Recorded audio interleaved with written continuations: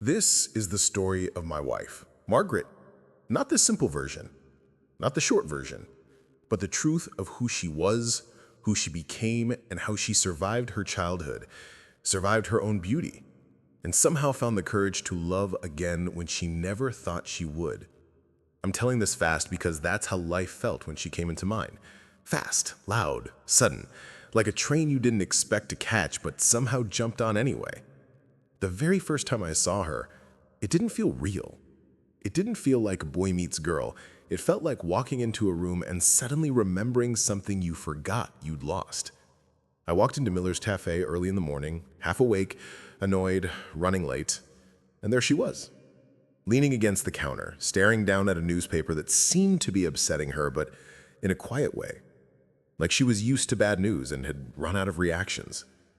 Her hair fell around her face like it was trying to protect her. Her shoulders slumped like they carried a weight nobody else could see. She wasn't glowing. She wasn't smiling. She was surviving. And somehow that made her the most striking woman I had ever seen. She looked up at me once, just a flicker, and there was something in her eyes I didn't understand then. It wasn't fear. It wasn't anger.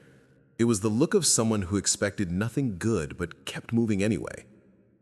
I didn't learn her story overnight. It came to me slowly, in small pieces she handed over like fragile glass. But what I eventually learned was this.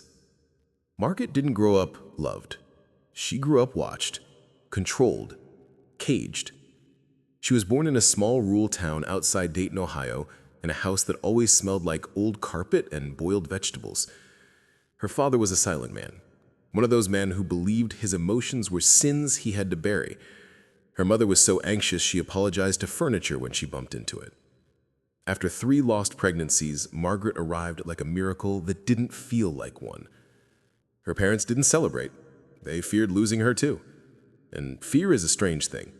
Sometimes it becomes love, but twisted, heavy, suffocating.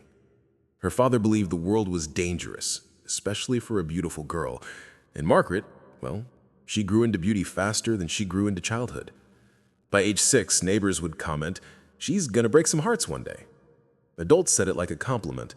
She heard it like a warning. Her father locked the doors. Always. Even when he was home. Margaret wasn't allowed to play outside unless he stood at the window watching her. The other kids made fun of her for that. They called her the ghost girl because she disappeared before they could get close. In school, teachers admired how polite she was, how quiet, how composed, but nobody noticed why. She wasn't quiet because she was shy. She was quiet because she was trained to be invisible. At 9 years old, she learned that silence couldn't save her from the world. A teenage neighbor cornered her behind a shed. Nothing happened beyond words, but the words were enough. Enough to freeze her. Enough to haunt her. Enough to teach her that beauty wasn't something you owned. It was something that owned you. She ran home and told her father through tears, thinking maybe this time he would hold her. Maybe this time he would protect her. But instead he yelled at her. He said, "This is why I tell you not to be outside. This is why I have rules." She learned then that fear in her world didn't come wrapped in love, it came wrapped in blame. As she grew older, boys followed her. Men stared. Teachers treated her differently. Some were kind, some were not. Some pretended to help her with assignments just to get close. But the worst part wasn't the looks. It was the way her own parents reacted. Her father tightened the rules. Her mother warned her to stop drawing attention. They said her beauty was a problem she had to fix. Imagine being 15 and being told you're the danger. Imagine being punished for being seen. By 16, she had mastered the art of shrinking. Walking with her shoulders in, her hair covering her face, her voice barely above a whisper. She wore baggy clothes, avoided mirrors, avoided eye contact. She thought if she could make herself small enough, maybe the world would overlook her. But the world didn't. At 17, she got her first job, cleaning tables at a small diner. It wasn't glamorous, but it was freedom. Or it felt like it until one night, a regular customer waited outside for her. A grown man, a father, a husband, a face everyone trusted. He said she was too beautiful to be walking home alone. She tried to ignore him, but he followed her, his voice soft but wrong, in every way. She felt danger in the air like electricity. She walked faster, he walked faster. When he reached for her, an old woman watering her lawn saw it happen and screamed loud enough to scare him off. That old woman saved Margaret's life. But when she got home and told her father what happened, he didn't comfort her. He didn't even look at her. He just said, "This is why I tell you not to be outside." That night, Margaret lay awake for hours and made a decision most girls shouldn't have to make. She would leave home as soon as she turned 18. Not because she didn't love her parents, but because she didn't love who she was becoming. Fearful, silent, invisible. She moved out the same week she graduated high school. She rented a small room above a hardware store, painted the walls yellow, and bought herself a single chair, a small bed, and one framed picture of a field of sunflowers. She told me that picture was the first thing she ever bought for herself. It made her feel like the world could be bigger than her past. She walked into Miller's Cafe, wiping counters, serving coffee, memorizing customers' orders. She smiled sometimes, but it was a careful smile, a smile that asked permission to exist. And then one morning I walked in, late for work, grumpy as hell, and she looked up at me. Just for a second. But fate only needs a second. I didn't know how to approach her, so I started with something harmless. I asked her if she liked the apple pie. She looked surprised, like no one had ever asked her opinion. She said, "It's too sweet, but the crust is good." And I swear to you, that was the moment I felt something shift in my life. We talked more after that. Little conversations, safe ones, whether work, books, pie crust. She never talked about her past. She spoke like someone who had learned not to trust the world with her truths. But one evening, after months of knowing her, she said something that changed everything. She asked, "Do you ever feel like your whole life was spent trying to survive something, and when you finally get away, you don't know who you are anymore?" That was the first time she let me see behind her quietness. I told her yes. I told her I knew what it felt like to grow up poor, to feel like the world wasn't built for you. And she listened like she was hearing truth for the first time, real truth.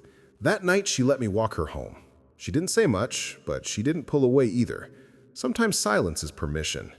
We fell in love slowly, like stepping into warm water after years of cold.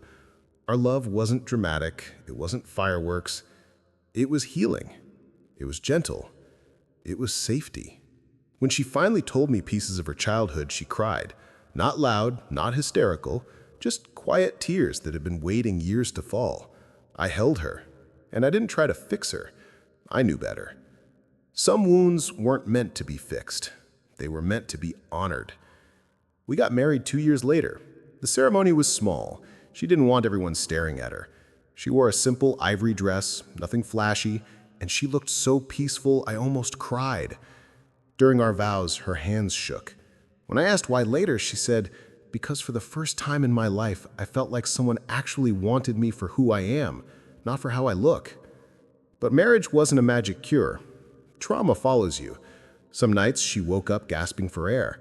Sometimes she froze when a stranger stared too long. Sometimes she apologized for things she didn't need to apologize for.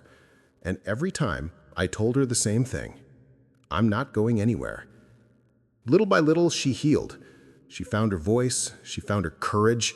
She found a part of herself she thought she lost at 9 years old. She began volunteering at a shelter for young girls, girls who had been followed, threatened, silenced, blamed. She taught them how to set boundaries, how to trust themselves, how to understand that their lives didn't belong to anyone else. She gave them what she never had, a mentor, a protector, a voice that said, "You matter." Margaret told me once, maybe everything I survived wasn't for nothing. Maybe I went through it so I could help someone else. And I realized then, she wasn't just surviving anymore. She was transforming. She laughed more often, she wore bright colors. She chopped her hair short one summer because she said it felt like cutting off years of fear. She stood tall. She took up space. And she stopped apologizing for the way she walked, talked, looked, breathed, existed. The world that once terrified her became the world she helped change. And me, I got to stand beside her. I got to love her. I got to witness the miracle of a woman who refused to let her past define her future. Today, when I look at her, after decades of marriage, after storms, after healing, after raising kids, after building a life together, I don't see a woman who survived beauty. I see a woman who survived misunderstanding, misjudgment, predators, silence, blame, fear. I see a warrior disguised as a gentle soul. And I know this. She didn't survive because she was strong at the time. She survived because she wanted to believe there was more to life than danger. I like to think I was part of that more. But the truth is, Margaret saved herself long before I met her. She kept going. She kept living. She kept believing in life even when life didn't believe in her. That's the kind of strength you can't teach, the kind of strength you can't fake, the kind of strength the world underestimates until it stands right in front of you.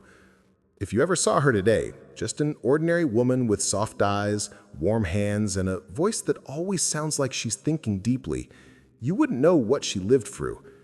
But if you look closely enough, you'd see the fire that never went out. The fire she protected even when the world tried to extinguish it. People say beauty fades. They're wrong. Margaret's beauty didn't fade, it matured, it deepened, it grew stronger. Because her beauty was never in her face, it was in her survival. And if you ask me, after all these years, why I love her so deeply, I'll tell you the truth. I don't love her because she's my wife. I love her because she's my hero. Because she's living proof that broken things can grow back stronger. Because she's the quiet miracle who walked into a cafe on a random morning and forever changed the direction of my life. And even now, at 70 years old, when I think about everything she lived through, everything she endured, everything she became, I realize I didn't just marry a woman. I married a survivor, a fighter, a gentle soul with a lion's heart. And loving her has been the greatest honor of my entire life.